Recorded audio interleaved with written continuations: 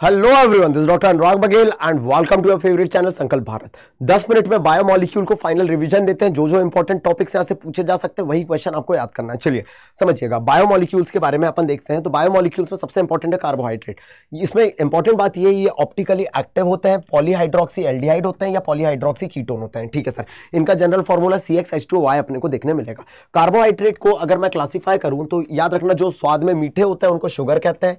ठीक है, शुगर जो कि घरों में यूज होती है वो सुक्रोज होती है, जो मिल्क में होती है वो लैक्टोज होती है।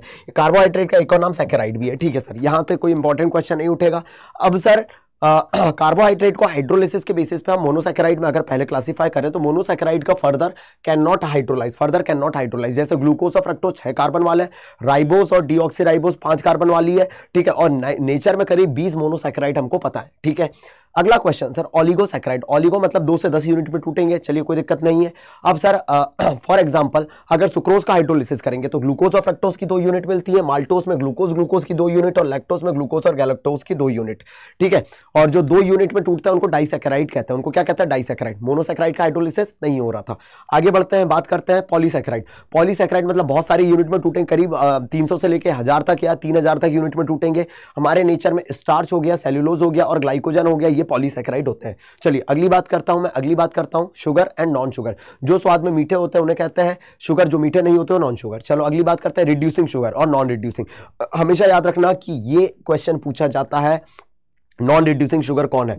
ये क्वेश्चन आता है। सुक्रोज नॉन रिड्यूसिंग शुगर है। रिड्यूसिंग कौन होती है? जो टॉलिन और फैलिंग रिएजेंट के साथ टेस्ट देती है फ्री एल्डिहाइडिक और कीटोनिक ग्रुप होने की वजह से, लेकिन सुक्रोज कभी भी नहीं देता। चलिए आगे बात करते हैं। इसके अलावा नॉन रिड्यूसिंग और कौन कौन है? स्टार्च, सेल्यूलोज, ग्लाइकोजन, डेक्स्ट्रिन, ये भी नॉन रिड्यूसिंग शुगर है। अगर कभी क्वेश्चन पूछे तो यहां से पूछ सकता है। अगली बात करते हैं सर एल्डोज। जिनके पास एल्डिहाइडिक ग्रुप होता है वो एल्डोज होता है, जिनके पास कीटोनिक ग्रुप होता है वो क्या होता है? कीटोज होता है।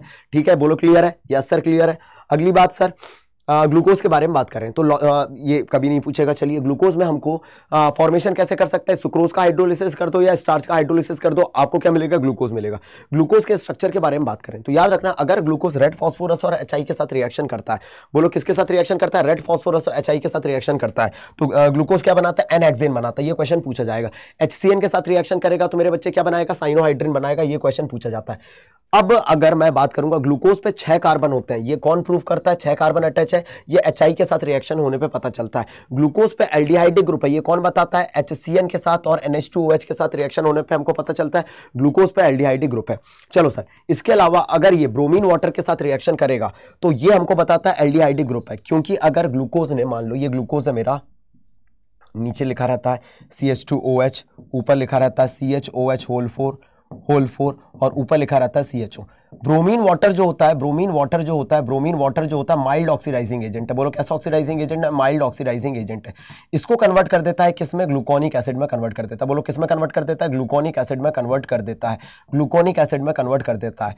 तो ये हमको बताता है कि ग्लूकोज के पास एल्डिहाइडिक ग्रुप है। कौन सा एसिड है? ये देखो, ये इसका ऑक्सीडेशन कर दिया, ग्लूकोनिक एसिड में कन्वर्ट कर दिया, लेकिन अगर आपने इस पे strong oxidising agent like HNO3 डाल दिया तो याद रखना ये इसका भी ऑक्सीडेशन कर देगा और आपको सैकेरिक एसिड मिलेगा। बोलो क्या मिलेगा? सैकेरिक एसिड मिलेगा। ये क्वेश्चन पूछा जाएगा। ये इसका भी ऑक्सीडेशन कर देगा क्योंकि ये स्ट्रॉन्ग है। अल्कोहल का भी ऑक्सीडेशन कर देगा, आपको सैकेरिक एसिड मिलेगा। ये हमको प्रूव करता है कि ये जो अल्कोहलिक ग्रुप है, जो एक ही कार्बन से जुड़ा है, तो 1 डिग्री अल्कोहल का होना प्रूफ करता है। इसके अलावा सर अगर आपने एसिटिक एनहाइड्राइड के साथ रिएक्शन करी तो 5 OH ग्रुप होते हैं, ये हमको पता चल जाता है क्योंकि एसिटिक एनहाइड्राइड के साथ ये एसीटेट का फॉर्मेशन कर देगा। क्लियर है सर? यहां से क्वेश्चन पूछा जाएगा। चलो सर ग्लूकोज का जो कॉन्फ़िगरेशन होता है वो D होता है। कैपिटल D जो होता है यहाँ पे कॉन्फ़िगरेशन को बताता है और प्लस यहाँ पे ऑप्टिकल एक्टिविटी को बताता है। ये ऑप्टिकल एक्टिविटी को बताएगा, ये कॉन्फ़िगरेशन को बताएगा। कॉन्फ़िगरेशन कैसे पता चलता है? CH2OH के बगल वाले कार्बन को देखना, अगर राइट हैंड साइड पे दिख रहा है तो ये कैपिटल D कॉन्फ़िगरेशन होगा। लेफ्ट हैंड साइड पे होगा तो कैपिटल L कॉन्फ़िगरेशन होगा। D और L का ऑप्टिकल एक्टिविटी से कोई लेना देना नहीं है। कैपिटल D और कैपिटल L का पॉजिटिव रिप्रेजेंट करता है, डेक्स्ट्रो रोटेटरी है, मतलब राइट हैंडेड साइड घूमेगा। चलिए सेम आगे बढ़ते हैं sir. Now sir cyclic structure अगर हमको ग्लूकोज का बनाना है, क्या बनाना है? ग्लूकोज का साइक्लिक स्ट्रक्चर बनाना है। देखना वो कैसे बनेगा, मैं आपको बना के बताता हूँ। अरे ग्लूकोज का साइक्लिक स्ट्रक्चर बनाना है, हाँ तो समझना, अगर ग्लूकोज का साइक्लिक स्ट्रक्चर बनाना है तो आपके पास ये जो कार्बन नंबर 1 है, ये जो कार्बन नंबर 1 होता है, कार्बन नंबर 1 होता है, ये कार्बन नंबर 5 के साथ जुड़ जाता है और यहां पे एक साइक्लिक रिंग बना लेता है। तो 1 2 3 4 5 कार्बन और एक ऑक्सीजन की रिंग हमको देखने को मिलेगी और ये H जो है ये इस पे अटैच हो जाएगा ये। तो याद रखना हमारे पास ग्लूकोज दो क्रिस्टलाइन फॉर्म में पाया जाता है, अल्फा ग्लूकोज और बीटा ग्लूकोज। ये पाया जाता है किस वजह से? कार्बन नंबर 1 की वजह से, इसीलिए ग्लूकोज में कार्बन नंबर 1 को एनोमेरिक कार्बन कहते हैं। ये क्वेश्चन पूछा जाएगा, एनोमेरिक कार्बन, वो बताते जा रहा हूं जो क्वेश्चन पूछे जाएंगे। सिमिलरली अगर फ्रक्टोज की बात करेंगे तो अब ग्लूकोज को पायरेनोज भी कहते हैं क्योंकि 5 कार्बन और 1 ऑक्सीजन की रिंग, 5 कार्बन 1 ऑक्सीजन की रिंग क्या कहलाती है? पायरेन रिंग कहलाती है, इसलिए इसे पायरेनोज भी कहते हैं। ये इसका साइक्लिक स्ट्रक्चर है। अगली इंपॉर्टेंट बात यह है कि अगर फ्रक्टोज की बात करें तो फ्रक्टोज में ये कार्बन नंबर 2 3 4 और ये 5, तो याद रखना कार्बन नंबर 2 यहां पे कहलाता है एनोमेरिक कार्बन। क्या कहलाता है? एनोमेरिक कार्बन कहलाता है। बोलो क्या कहलाता है? कार्बन नंबर 2 एनोमेरिक कार्बन कहलाता है। और इसी की वजह से, इस कार्बन की वजह से ग्लूकोज और फ्रक्टोज 2 फॉर्म में पाया जाता है। एक होता है सर अल्फा फॉर्म और एक होता है सर बीटा फॉर्म। एक होता है अल्फा फॉर्म, एक होता है बीटा फॉर्म। क्लियर है बेटा? क्लियर है? देखो यहां पे OH अगर राइट हैंड साइड पे है तो अल्फा फॉर्म, अगर लेफ्ट हैंड साइड पे है तो बीटा फॉर्म कहलाएगा।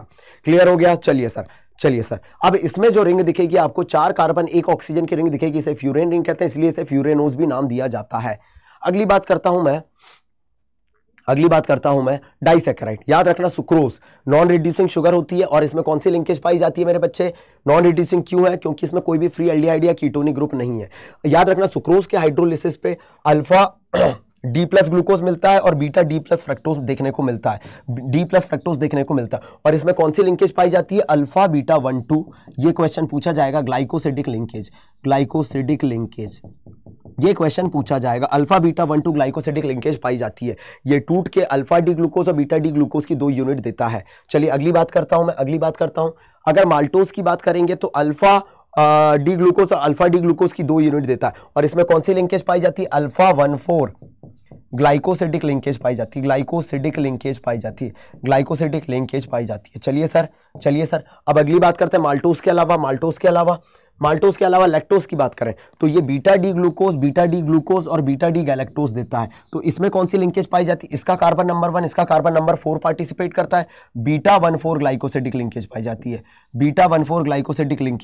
बोलो कौन सी पाई जाती है? बीटा 1 4 ग्लाइकोसिडिक लिंकेज पाई जाती है। ठीक है सर बेटा 10 मिनट में चैप्टर कौन कराता है? मैं करवा रहा हूं, याद करते हुए चलो अगली बात करता हूं सर पॉलीसैकेराइड। याद रखना पॉलीसैकेराइड में स्टार्च बहुत इंपॉर्टेंट है। स्टार्च में 2 यूनिट होती है, इसको जल्दी से याद करा दे रहा हूं। स्टार्च 2 यूनिट से मिलकर बना होता है। एक होता है सर कौन सा?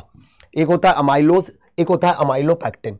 अमाइलोज छोटा है तो छोटा परसेंटेज, तो याद रखना अमाइलोज छोटा है, सॉल्यूबल भी होगा मेरे बच्चे, इसका परसेंटेज 15 से 20%, बहुत इंपॉर्टेंट। और इसमें ठीक है, इसमें जो लिंकेज पाई जाती है अमाइलोज में C1C4 ग्लाइकोसिडिक लिंकेज होती है। अमाइलोपैक्टिन साइज में बड़ा दिख रहा है, लिखा हुआ ही बड़ा दिख रहा है तो बड़ा परसेंटेज 80 से 85%।